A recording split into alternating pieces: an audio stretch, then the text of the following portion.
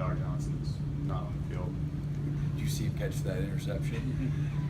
I haven't seen one like that. It's been a long time. I saw a kid named Tony Jefferson in Oklahoma had one of those one-handed. Crazy how they close and find that ball. That was really spectacular. He's a great athlete, experience. He's very calm back there. Very few mistakes, mentally, and leadership. The different route that TJ took, just because TJ switched positions, Jadar was a backup, but similar at all in that they had to wait their turn and then they kind I of think so, but I think they have to take ownership in their development too. Like, no, I'm gonna make you play me by knowing I'm gonna know what to do. I'm gonna have a great presence in practice. I'm gonna take the initiative.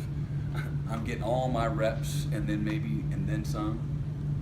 And we try to give players a little bit, they may not know it, but we try to give them a little autonomy that way. See if they'll fight over who's going to be the next nickel, then if I got to break it up, I'll break it up. But I want to see who wants to be out there. That's important to us as coaches. And I think so in Jadar, and again, I think it's a two-way street, but we try to expedite that process too. And for whatever reason, it just didn't happen. So there's got to be ownership both ways. But I do think that that being said, TJ made it happen too. He really took the initiative to learn and get things down to a functional position. When did that urgency come then for Jadar? Oh, probably the day those guys said they were out of here. and he might disagree. He probably would. But we tried. We said, all right, we're starting him today. First, Jadar, you're the first one. You running with the ones today in practice. And then literally and then he'd let the other guy run out there.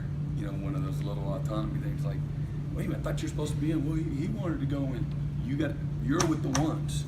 And I know you're the coach and all that, but at the same time, that's part of that development too. And that's part of that competition.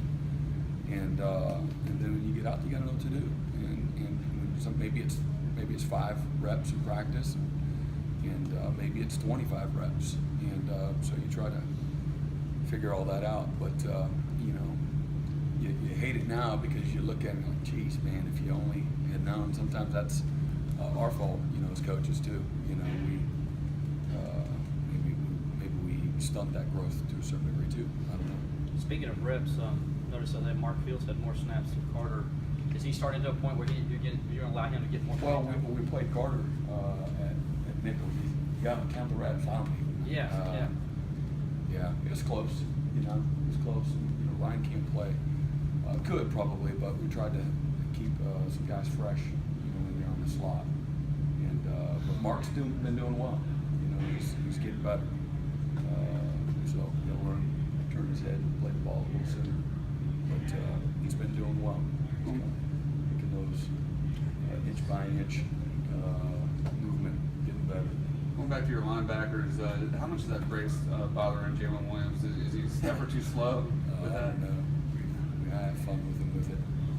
So no, it's there for obviously for protection, that kind of thing. I mean, on Saturday night, I think it's a hindrance a little bit with his mobility, but I think he's doing a ring dance last night after practice, hoping he gets the clearance to take it off here. So it might happen sooner rather than later. Brent, you talked about Fields needing to learn to turn his head sooner. How hard is it to master the nuances of man coverage when you're running full speed? It's a good point. I think you can train some guys to pick up the counter through repetition, and they can get it down and fit it right, track the guard or the tackle, and see the split flow. And then some guys, day one, they show up, man, and they're like, the ball's going over here. The guy's over here, he's waiting on the ball because he's got such good feel and instincts and natural movement to him. And I think it's the same way. Some guys are very natural. I think a lot of NFL guys, they're like, what's his ball skills like? And that's an important thing to a lot of people. Is it natural, or and some guys can get really good at it too. But I think that's part of getting your head back around, and the timing, the confidence, and the poise, and the patience, and all that. Man, I got this guy. Let me find that ball here because it's coming.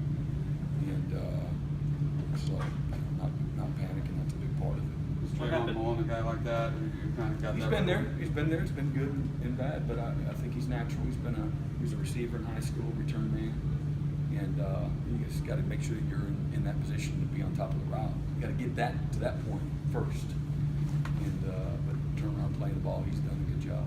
That's with that